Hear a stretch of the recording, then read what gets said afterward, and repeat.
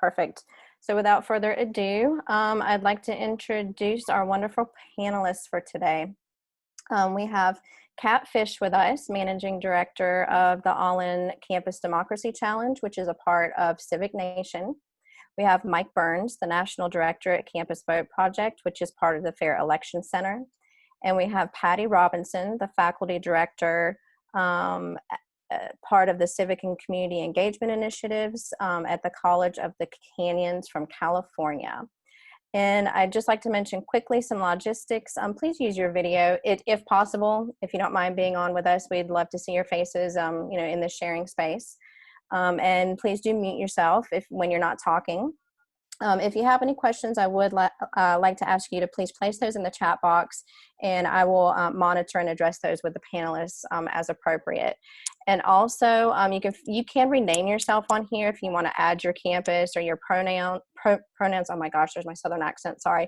And then there's a little button at the top. It looks like a dial pad if you want to change your view so that you can see everyone at the same time. Just so you're aware of that. So what I'd like to do is take a moment for Kat, Mike, and Patty to introduce themselves with their pronouns. Let's see here, pronouns, and tell us just a little bit about how you started this work, or how you started doing the work that you do, or why you started it, what projects you currently lead. So if we could start with Kat, that would be great. Hi, everyone. It's so good to see you. Thanks for having me on today. And Irving, thank you so much for that moment at the beginning of our time together today. It was powerful. So I'm Kat. Pronouns are she, hers, and I'm the managing director of the All-In Campus Democracy Challenge. And we're an initiative out of Civic Nation, and we're based in Washington, D.C. Our goal is really to support campuses with improving their democratic engagement and student voting work. We're currently providing a program that includes structure and support and recognition to about 650 campuses across 49 states and Washington, D.C., including many of you on the call today. And I started this work in college. Actually, I was a student organizer on campus and went on to work on campaigns, and in graduate school worked in a service learning center, and that led me to the nonpartisan student voting work. So I feel really grateful to have been a part of the All-In Challenge since it started in 2016, and look forward to hearing from you all and learning from my friends and partners today. Thanks for having me. Thanks, Kat. And Mike, please go ahead. Great. Hey, everybody. So I'm Mike, he, him. I direct the Fair Election Center's Campus Vote Project. The Fair Election Center is a nonpartisan, nonprofit voting rights advocacy group.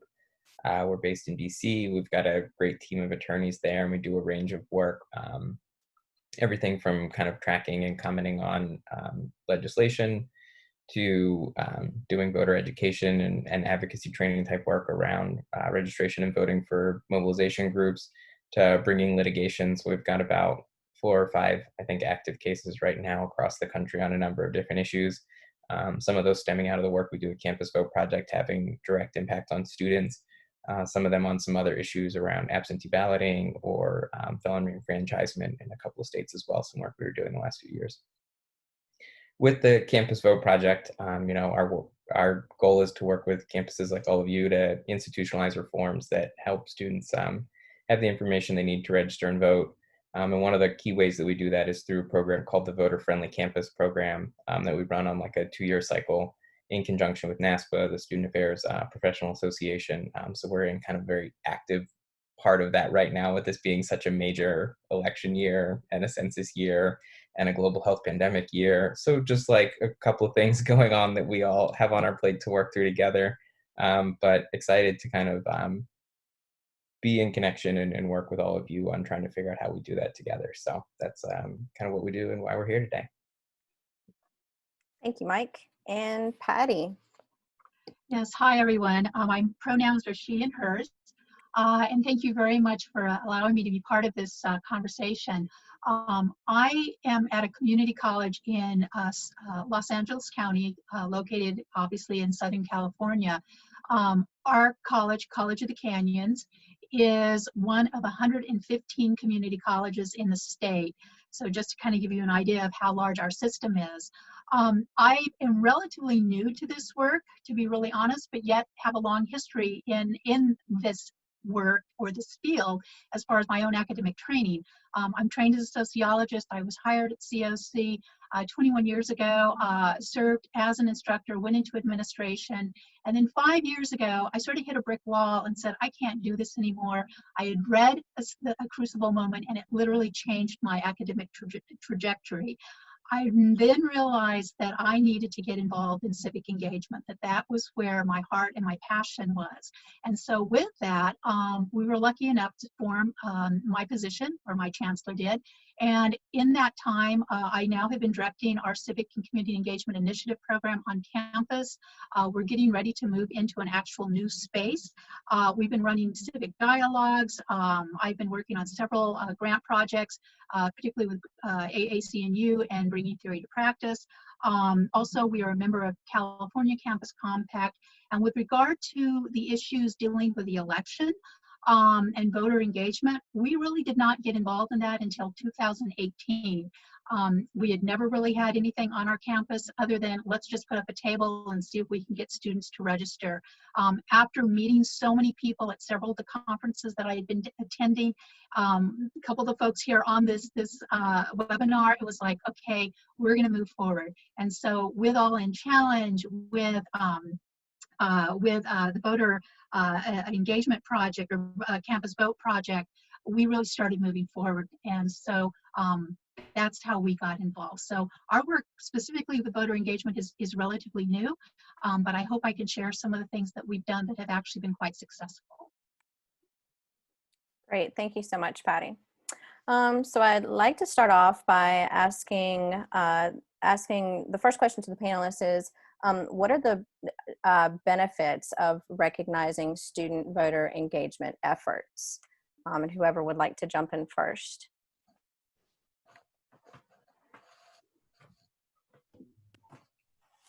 It'd be like a snake draft. Do you want to go first, Patty?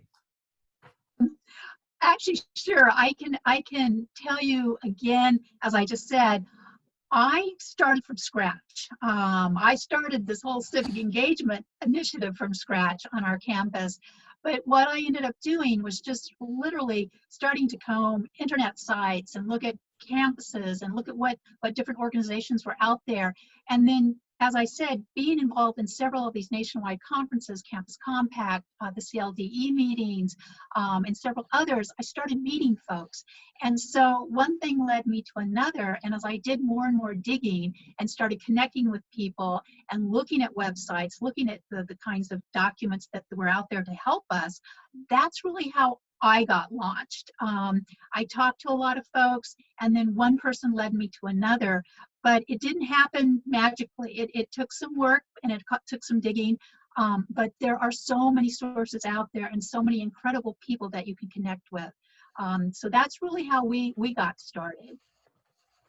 Thanks, Patty. And have you seen any type of specific benefits of recognizing students doing this work or putting that type of visibility out there for recognizing their efforts? Yes, and I would go directly to our work with the INSOLVE data. For those of you who don't know what INSOLVE data represent, definitely connect with All In Challenge. We had not been a part of All In Challenge.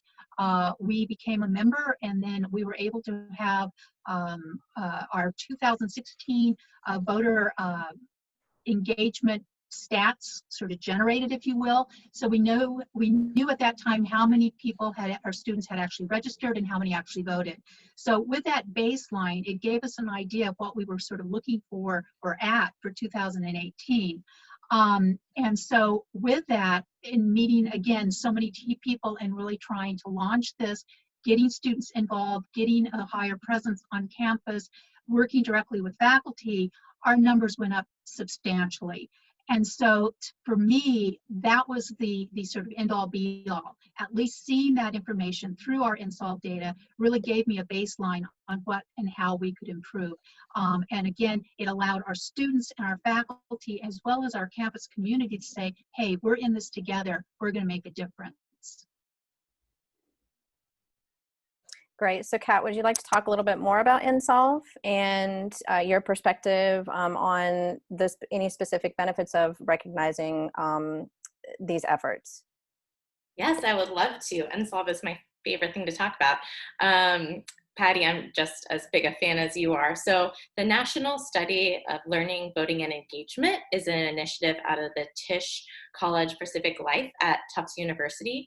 And this study provides campuses with customized reports of student voter registration and voting rates. It includes demographic information, so it breaks it down by age, race and ethnicity, field of study, so you can really see of your students who are voting at what rate, by what method.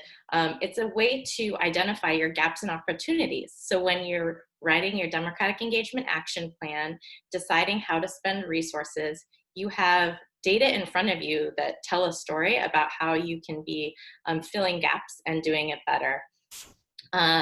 It is free to be a part of. It is FERPA compliant and confidential of student privacy. So there are thousands of campuses that are a part of it. And Mike, I'm sure that I'm forgetting something about NSOLVE that you might want to chime in on, but I did include the link to NSOLVE on the chat. So feel free to go in there and check it out yourself. They do provide reports to campuses after both midterm elections and presidential elections. So the next time campuses will receive reports for the 2020 presidential election, you'll receive your report in the late summer or fall of 2021. And these are the reports that the All in Campus Democracy Challenge bases our awards and recognition on. So it is one of the primary steps that we encourage campuses to take when they join the All in Campus Democracy Challenge. Mike, anything to add on Insolve, or what you see as the benefits of recognizing student voter engagement efforts? Yeah, I think maybe just to sort of step back Patty really inspired me with her story and her journey so far. I will say, like, I started out doing political campaigns and was burning out on that. So went to law school to get a new skill set and realized that I didn't really care that much about other parts of the law, and ended right back up doing political work here, which I don't regret at all. But I bring that up to kind of say, like, when I started at the Campus Vote project inside Fair Election Center, I was supposed to be doing that work part of the time and doing attorney work for them part of the time. And now this year, that was 2014. And now this year in 2020, we've got 11 full-time staff on the Campus Vote project, and we're about to onboard 8 more people, hopefully by July 1st. So, like, I just think about, like, when I first got this job, I used to, like, fly to one of your states, come and visit a campus compact office, get a rental car, drive around the state for 2 or 3 days, knocking on doors, trying to ask people, like, who cared about voting for students, and then, like, fly out of some other airport in a different part of the state. And I just feel like we've come so far since then to build such amazing networks, to have such amazing tools, to document what was out there in the space. But also, I think part of that comes from, to your question now, finally, why the recognition is so important is that, like, there were a lot of people that were out there doing this work and working really hard on it. But until we started lifting it up, showing more campuses what their peers were doing, and highlighting that work, and also trying to get them recognition even from their own institutions for kind of the dedication that they were putting into this work to empower their students.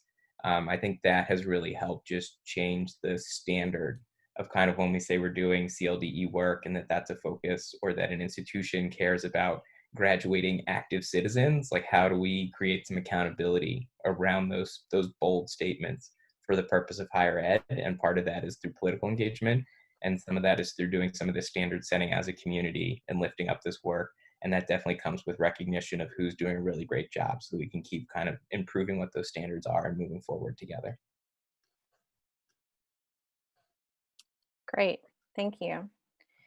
So my next question for you all is, I know, Kat, you've talked a little bit about the All-in Democracy Challenge and, basing some of your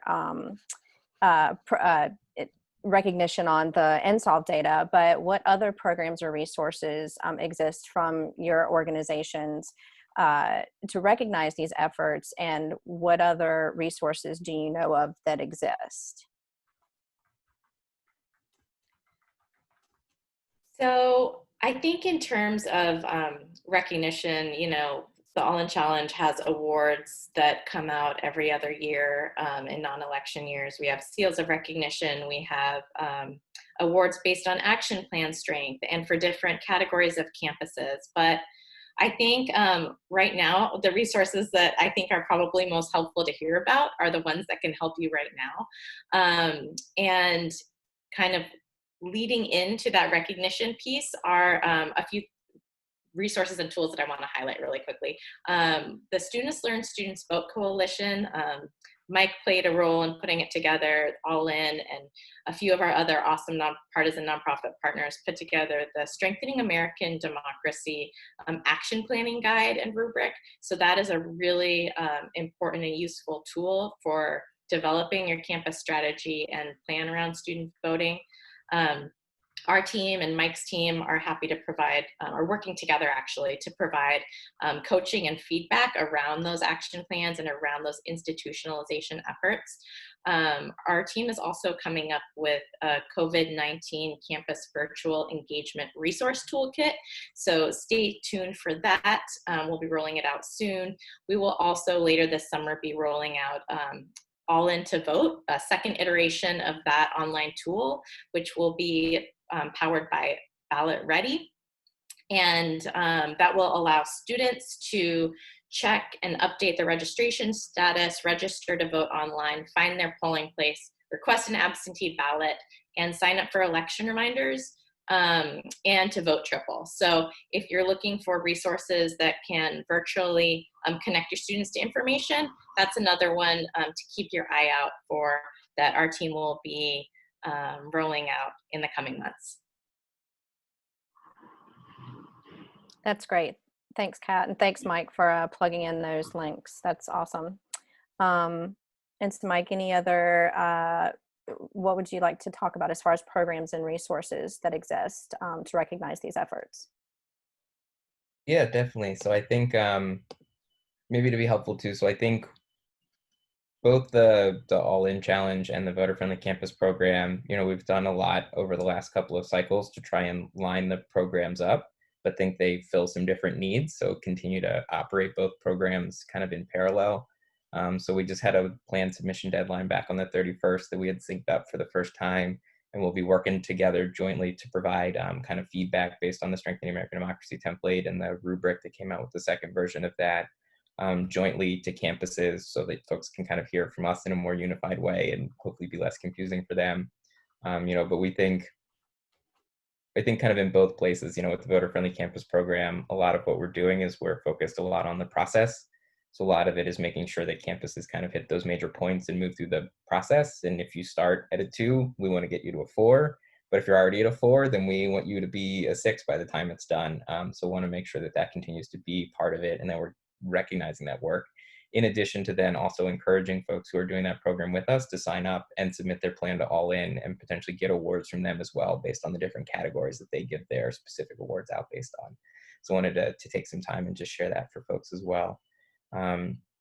Another couple of quick projects, not directly related to kind of recognition, but I thought folks might find helpful, is that we're doing a project with MTV and some other partners as well this year called Plus One the Polls, which is about trying to either maintain or secure on-campus voting sites. I think especially now with COVID and what that means, we're even more concerned about what in-person voting options might look like in the fall and the shrinking of that footprint and the impact that might have on students at campuses that are back in session. We also do a project called Ask Every Student, which is about institutionalizing kind of full registration programs that is really kind of kicking into gear here coming up in the month of June. And then I would say I dropped the SLSV Coalition link on the website there as well. they've got a couple of programs right now that are running, one around like, oh, well, deadline's in 2 days, I think, June 5th, but they've got like a digital tools RFP out right now to start giving out small grants to folks around that. They've also got a call out for applications for sub grants in a program that they do every year. So just wanted to highlight all three of those things, mainly because those are all opportunities to try and get funding directly to campus. And that was something I wanted to make sure we talked about today, kind of knowing the financial strain that everybody's under. All three of those projects have processes in place to try and get some grants back out to both partner organizations as well as directly to campuses. So I'll drop some more links in the chat to go along with the number of things that I've already put in there for some of those programs as well. Great, thank you, Mike. And Patty, anything to add regarding programs and resources that you have found to be the most helpful for recognition, or any other comments? I would definitely follow up on the action plan. Again, we had never had anything like that on our campus. So when I started putting that together, again, did it from scratch, but it was the best exercise, and it really made me look at what our campus was doing and hopefully what we could do. And again, there are incredible resources, the resources that Mike was mentioning. I know that the rubric is relatively new. I think since the last All-In Challenge award ceremony, but it's great. And again, the resources that Kat was mentioning, do take advantage. Those resources are out there. And then also when Mike was talking about, keep your eyes and ears open for grant opportunities. Many of us, I just saw my budget this morning, and it's slash and burn on our campus. And I'm going, wow, we're losing a lot of money because of COVID. So take advantage of those opportunities that are out there. And while it might sound like, $500 or $1,000 is not much money, believe me, you can do a lot with small amounts of money. So don't think anything is too small. Great, thank you, Patty. And also, I think, Mike, you kind of touched on this, but I just wanted to clarify. So the same information can be used from a campus to apply for the voter-friendly campus designation, as well as for the All-In Democracy Challenge and those different pieces? Yeah. Okay, great. Awesome. It's great to know. So it's just to clarify, it's two different sign-up forms that you'd sign up for each program online, but the action plan is one and the same. Good to know. Thank you. So next question, for whoever would like to start us off with this, how do you feel recognition helps sustain voter engagement on campuses? I'm happy to chime in here. I think in summary, it's really good for morale. I think it's a way of calling out the champions and heroes on campuses that are doing this work and often not given credit. It's a way of saying, I see you, I hear you, what you're doing is really valuable to our communities, and lifting that up on a national level. I think that also can sort of end up resulting in more resources being dedicated to those programs. And then I think also sort of the data piece is really important, because it holds campuses accountable. It shows them what's really going on in terms of numbers, and it allows them to track their improvement year over year. Which I think leads to more campus-wide collaboration and thinking through student voting and democratic engagement in a longer-term way, rather than just focusing on a single election or a single activity, really thinking through it as a long-term culture change, sort of institutionalization strategy.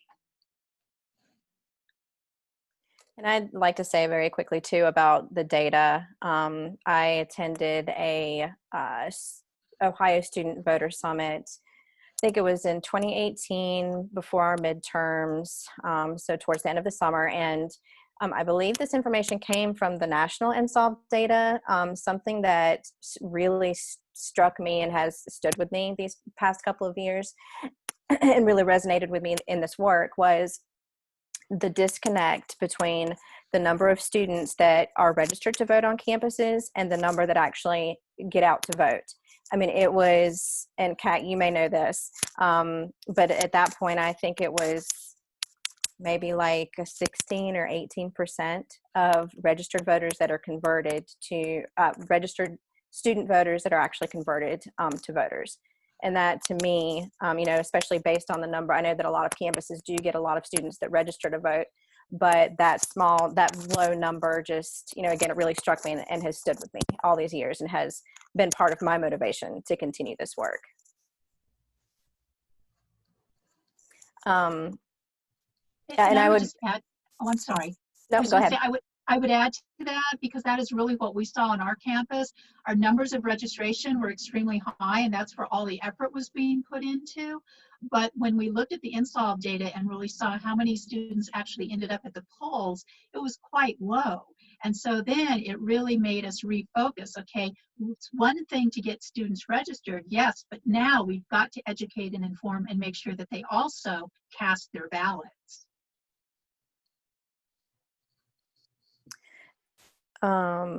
Okay, we do have a question from Kelly here in Ohio. Are there different due dates for the action plans for the All-In Challenge and the Voter-Friendly Campus?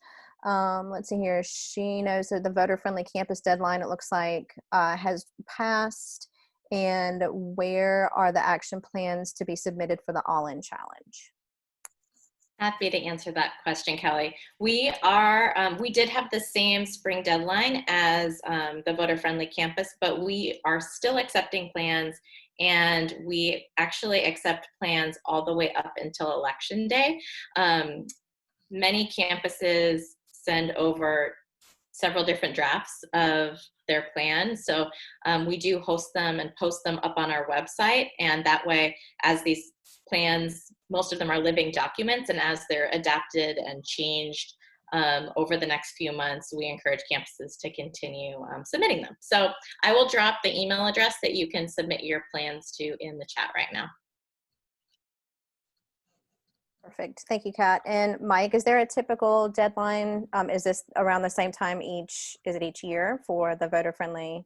Yeah, so the voter-friendly one opens up with a statement of interest, which is a much shorter, primarily contact information, but also sort of what do you want to get out of the program, a little bit of landscaping. And that had a deadline at the very beginning of the year. And now the plan for submitting campus plans was back on May 31st.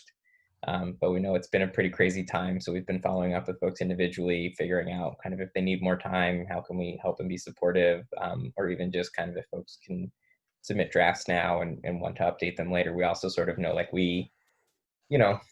behavioral science and just our own behavior tells us we kind of have to have deadlines to keep the project moving, or it gets unwieldy. But, the point of it is to support campuses. So we're always willing to work with folks to figure out kind of what do we have to do to kind of move people along, and know that campus plans in our mind should really be living documents that folks are referring back to, that they're updating throughout the process of it. So we just had the plan deadline passed for CVP, and are still talking to folks about working on those if they need more time. And then the next major deadline will actually be after the election at the end of January. There'll be a follow-up report about what actually happened from the plans, because I think that's a big part of what we want to know too, is what were folks planning, but then also like what actually happened and what are you thinking about changing going forward, as we kind of continue to go through kind of each federal election cycle and kind of improve and learn more and share that out with folks across the program. Great, thanks, Mike. Okay, so I'd like to touch on virtual engagement. I know everybody's kind of talked a little bit about that, and our parallel planning. I do like that phrase instead of, you hear a lot about contingency planning, but I do like that. So from each of you, what are your thoughts on virtual engagement and outreach, and any specific suggestions that you might already have or best practices that you've learned about? And if I think that from our campus contacts, our campus attendees that are on here, if you are looking for specific information or resources, or feel like there's anything that you're missing, you know, please let us know in the chat box, and we'll see what we can come up with.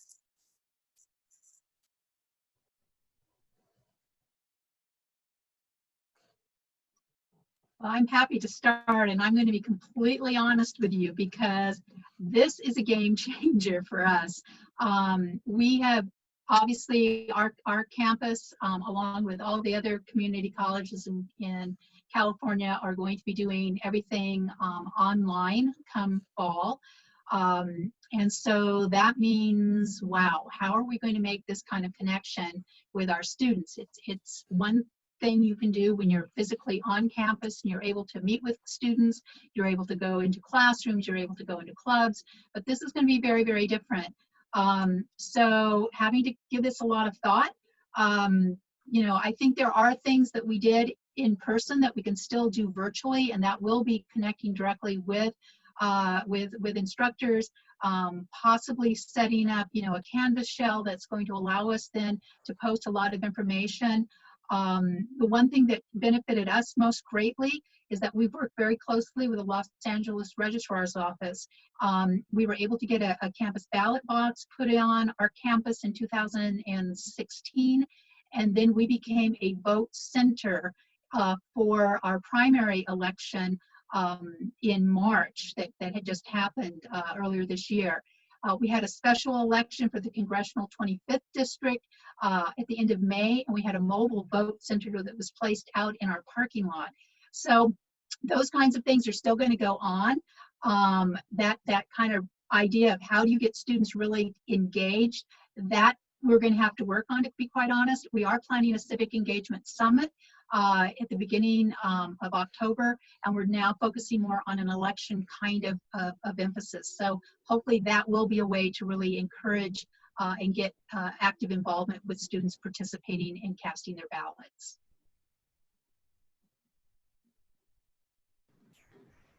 I typed in the chat, I'm not sure, maybe I'll give more background to what I was asking. We're looking to host an evolution of voting event, which would basically, I know on Zoom you can like put people into different rooms.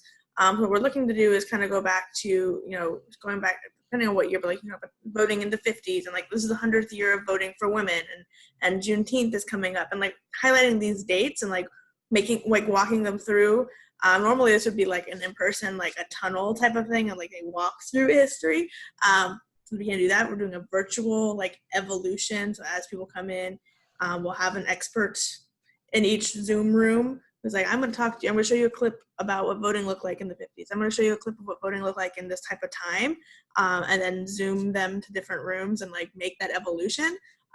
Obviously, first time of doing that. I don't know if anyone's done something similar, if people have ideas, but that's just something different that we're trying to make it more like an event. And then kind of course, with that evolution comes, and now comes you in voting in today.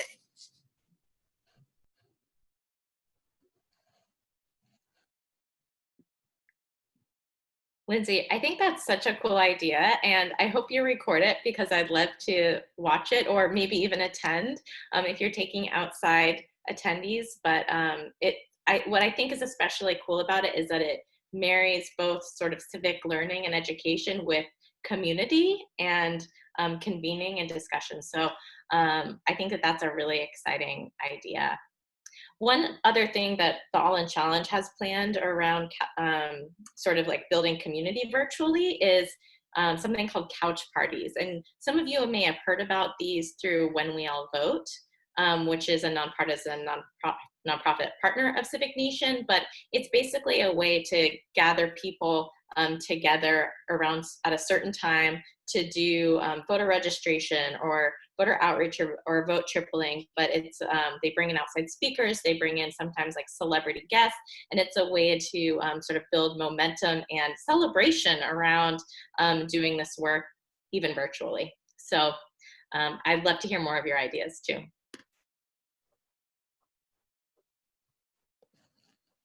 Tavita, it sounds like you maybe have attended one of these before. Do you have any thoughts or best practices, or maybe anything that didn't work for the one you attended? I actually had an amazing time. Of course, they were, I've been to like 3 different ones, some of them with, let's see, DJ Nice will be there, and then Michelle Obama's been on one call, then Lin-Manuel Miranda. So it's been like, kind of high profile people. And they have like a really great kind of hype party in a way, prior to doing the outreach. But the nice thing is the party kept going on as we were doing the outreach and engagement, and people stayed on. I mean, it was something where you just didn't want to leave, because you would just kind of just be so engaged with other people from around the country, but also in the ongoing event that was happening at the same time. Yeah, I will say this is maybe a little tangential, but we just had a Michigan summit, and I was very surprised. One of the benefits of doing things by Zoom now is the ability to try and get some folks who are a bit more high profile to take out the time to come to what used to be harder when we were like, can we get you to travel to a specific campus in the state? Was a little bit harder, but we had the lieutenant governor do the kickoff. We had some great participation from campuses across the state, but then also had some state representatives, some clerks from local election offices. The Secretary of State did the closing remarks. So I think it went over really well, and we were able to really pull in some of those folks where it might have been harder to get all of them to have availability on the same day. In the past, to do something like that, it was definitely a lot easier to schedule and work folks in when all they had to do was hop on their computer for 20 minutes to an hour for whatever session they were in, and be able to participate. So I would think that might open up your ability to attract some speakers from a lot of different places about some of those different eras. One other thing I would kind of notice too, especially for like a student context, I haven't done like the full history before. That's a big bite off, but like knowing around like the expansion of and the historic amount of time we are with the 19th Amendment. I did a talk last year, but talked to folks both about the 19th Amendment and kind of the trajectory from the 14th to the 19th to the 26th of who kept getting left out each time. So the fact that, that even when we had the 14th Amendment, it was specifically saying, it was still males over 21 was specifically still in there. And then it took us to the 19th to actually get the right to vote being guaranteed for women in there. But it's still, even in the 19th, was over 21 was still kind of embedded in the Constitution until we got to the 26th Amendment. And I think that ties in well too with a lot of things around, the civil rights movement and the Freedom Ride and the protest against the Vietnam War was all led primarily by young people before the 26th Amendment passed, before they actually had the ability to vote. And I just wanted to maybe call folks' attention to that for a younger audience, to think about the fact that like sometimes when we talk about history, we see figures like John Lewis now, but we don't think about the fact that he was 19 when he started doing that work, and we don't center him or young people as being leaders of these movements. And when we're in a space now where there's a lot of protest happening, for me, it's like, how do we lift up that history for them and center that like young people have always been leaders of civil rights movements, and they can be leaders now, but part of that is taking some protest, taking some nonviolent direct action, and connecting that all the way through to voting as well, so that we're demanding change, but then following through and also trying to elect folks that will bring us that change. So sorry if we got a little off topic there, but. No, that's great insight, Mike. Thank you. And also thank you for bringing to the forefront, one of the silver linings of this whole pandemic and, being shut-ins. And so I want to be cognizant of our time here. Just a couple of other comments. So a suggestion from one attendee is for campuses who are members of CVP, the All In Challenge, the Andrew Goodman Foundation, and other organizations, would it be possible for those organizations to streamline the campus plan requirements and deadlines, perhaps similar to what colleges do with students applying to multiple colleges using the Common App? It is getting a little difficult to manage the multiple requirements. And so just a thought or a suggestion there.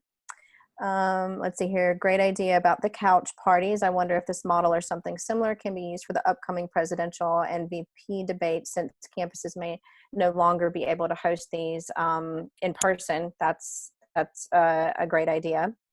Let's see here. Lindsay has shared a video in the chat, and let's see here. Some dates in mind for programming. June 19th is Juneteenth. July 4th, of course, Independence Day. September 17th is Constitution Day. September 22nd, National Register to Vote Day. And I think we recently just also had a new what was the new day that we just had around voting and elections? Didn't we have a Early voting day? that might have been it. I think it was something new that was instituted this year. So we have 1 more minute left. Thank you all for sharing your knowledge and ideas with us today. And I just wanted to make sure that nobody has any additional questions, and wanted to, I guess, kind of get final thoughts from each of you.